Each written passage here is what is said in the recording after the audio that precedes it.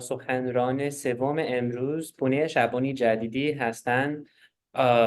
پروفسور در دپارتمان تمدن‌ها و زبان‌های خاور نزدیک و استاد من در رشته زبان فارسی و کسی که به من فرصت گردانندگی انجمن فارسی را دادن. خیلی ممنون. بفرمایید هر وقت که آماده باشید. خیلی ممنون دارا جان. خیلی ممنون از همه که اینجا تشریف دارین. اول تشکرات رو باید ذکر بکنم. این برنامه امروز اینجا هستیم به خاطر هم مرکز مطالعات خاورمیانه، خیلی ممنون استاد، و هم به خاطر حمایت دپارتمان تمدن‌ها و زبان‌های خاورمیانه و هم دپارتمان فیلم و مطالعات رسانه. از همه‌شون قدردانی میکنم و از شما که اینجا هستین و در زوم هستین. من آقای احدی رو 4 بار در موقعیت کلاس و دانشگاه دیدم. بار اولی که ایشون رو دیدم برای یک فیلمی من پخش کردم، فیلم ایرانی که ایشون اومدن اونجا، و بعد یک تحلیلی از این فیلم و یک اطلاعاتی نسبت به این فیلم به ما دادن که من واقعا هم برای من بسیار جالب بود، هم برای دانشجوام. بعد ایشون رو دعوت کردم برای انجمن سخن و ایشون اومدن یک سخنرانی بسیار پربار درباره ادبیات معاصر افغانستان، ادبیات معاصر فارسی در افغانستان و به خصوص شاعرای معاصر صحبت کردن. از خودشون حرفی به میان نیاوردن، بیشتر از پیشینیانشون صحبت کردن.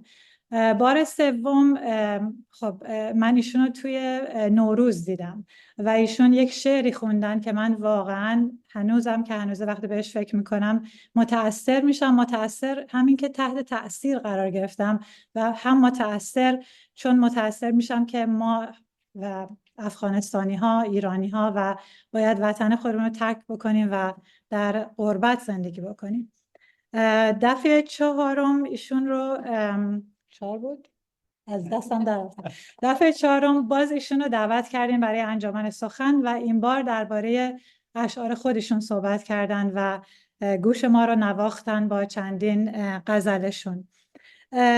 من راستش رو بخواین با یکی از همکارام به نام خانم پاتریشیا هیگینز که سالهاست 10 ساله که داریم با هم کتاب ترجمه میکنیم، ادبیات فارسی به انگلیسی، با هم 6 تا 7 تا کتاب ترجمه کردیم و یه دونم ترجمه شعر من دارم از سهراب سپهری که شاعر معاصر ایران هستش و کلا باید یه چیزی، یه اثری به دلم خیلی بچسبه تا بتونم این رو به انگلیسی ترجمه بکنم.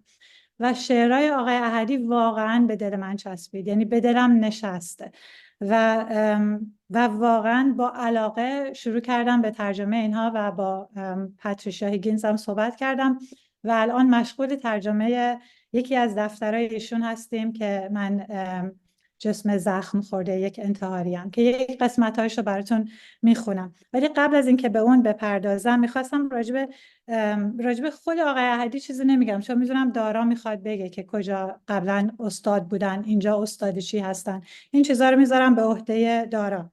ولی طبق تحقیقات من که برای آشنایی بیشتر با ایشون انجام دادم به خاطر اینکه کتابشون رو ترجمه بکنم، ایشون باور بکنین یا نکنین بیشتر از 12 تا کتاب و تا حالا شاید بیشتر الان شده باشه، تا اون موقع که من تحقیق کردم 12 تا کتاب بود، 6 تا مقاله، 12 کتاب 6 مقاله به فارسی، یک کتاب 2 مقاله به زبان سیریلیک در تاجیکستان چاپ کردن، یک مقاله به زبان انگلیسی و بین این کارهایی که انجام دادن مجموعی از یک مجموعه داستان کوتاه و چندین نمایشنامه و فیلمنامه هستش و 7 از این کارها مجموعه شعر هستش و هیچ کدوم از اینها متاسفانه هنوز به انگلیسی ترجمه نشده.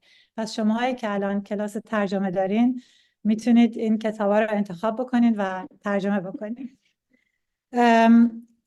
و آقای این کاری که همونجوری خدمتتون عرض کردم، کتابی که ما انتخاب کردیم، من جسم زخم خورده یک انتحاریم، ما ترجمه کردیم به I am the wounded victim of a suicide bomber.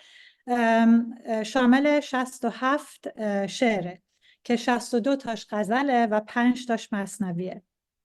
این در واقع درباره اتفاقات و تاریخ اخیر افغانستان در سال 2023 چاپ شد در خود افغانستان فکر میکنم اول، و درباره خب مسلما جنگ و سلطه خارجیان در بستر جامعه افغانستان هست و اینکه افغانستانی ها چطور با این مسئله دست و پنجه نرم میکنن و گریبانگیر این ظلم و ستم ناخواسته داخلی و خارجی هستن. با اینکه چند تا از شعراشون شاد هستن و بیشتر شعراشون خب درباره غم هستن و خب غم و رنجیه که مردم دارن تحمل میکنن، پس خیلی ملموسه برای ماهایی که حالا شاید ما به اندازه افغانستان اونقدر نکشیدیم ولی به هر حال همسایه‌مون هستن و همینقدر که درد اونهاست درد مشترک ماست. و بیشتر ایشون حتی تو اون شعرهایی که درباره غم و رنج مردم صحبت میکنن یک روزنه امیدی میدن و درباره تحمل و صبر و استقامت صحبت میکنن. و خیلی از اشعار ایشون فرمش غالبش هست غزل و خیلیاش درباره طبیعت زیبا و کشور زیبای افغانستانه.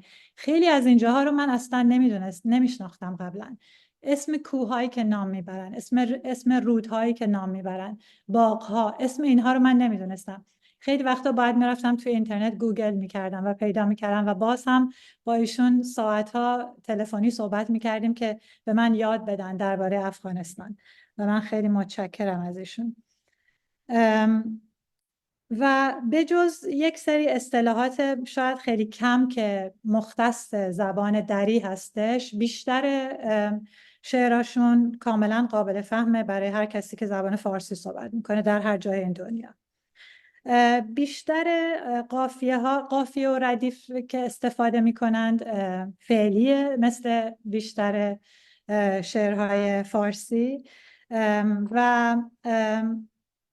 و الفاظی که استفاده میکنن و پیامی که این الفاظ به ما میدن انقدر قدرتمند هستند که توی روح و ذهن خواننده میمونن و یک تأثیر بلند مدت به جا میذارن. الان علیرضا قسمت اول این شعر باور مکن به قامت و بر استواریم رو خوندن. نمیدونم من دوباره بخونم یا نه، شاید ادامه بخونم. باور مکن به قامت و بر استواریم، من جسم زخم خورده یک انتحاریم. مانند زخمهای ترک خورده در بدن، خونابه‌ام که از تن بیمار جاریم. عمریست در میان قفس گیر کردم، من بال و پر شکسته مرغ قناریم. ما را ز شهر و دهکده تبعید کرده اند، دیریست من ز شهر شماها فراریم. بغضم که در میان گلو گیر کردم، روزی رسد که تا ز گلوله برآریم. دیگر مرا به حال خود من رها کنید، من درد لاعلاجم و بیمار ساریم. عادت به فصل و موسم پاییز کردم، گلهای ناشکفته فصل بهاریم. دیگر توان و صبر مرا امتحان مکن، من جسم زخم خورده یک انتحاریم. که دو سه بیت انگلیسیشو میخونم که فقط آشنا بشین که چطور ترجمه شده.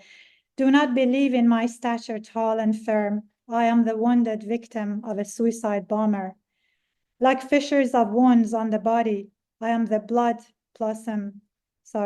blood plasma oozing from the flesh of the sick. Trapped in a cage my whole life, I am the broken wings of a canary. Banished from our cities and towns, I am the one long fleeing this city of yours. و ادامه پیدا میکنه.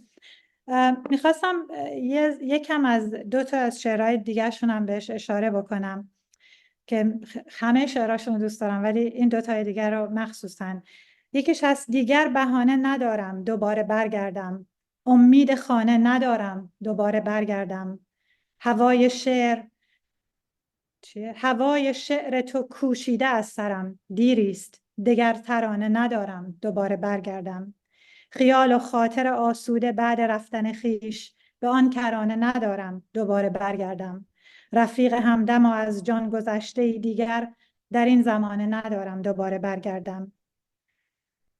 سری که از ته دل صادقانه بگذارد به روی شانه‌ام ندارم دوباره برگردم. و بعد از این اشعاری که خب اشاره به غم و غصه همه ماهایی که از وطن دور هستیم و ظلم و چشیدیم هستیم، بعد این شعر رو میگن که یک استقبالی از یکی از شعرهای مولاناست، از دیوان شمس.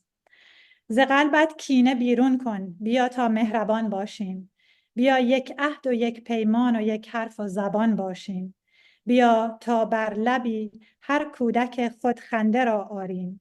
بیا بر سفره بیچاره یک لقمه نان باشیم. میان ما اگر هر کس که خواهد کینه افروزد، بیا ای هموطن مشتی بر آن دهان باشیم. جهان تا است کی ابلیس دست از کار بردارد، بده دستت به دستم تا ز دستش در امان باشیم.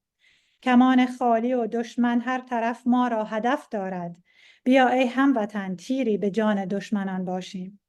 عصا دزدیدنت را بس کن از دستان نابینا، بیا بر مردم درمانده خود سایبان باشیم. در این گرما برای کودکانی سایه می‌خواهند، بیا یک توده ابری به روی آسمان باشیم.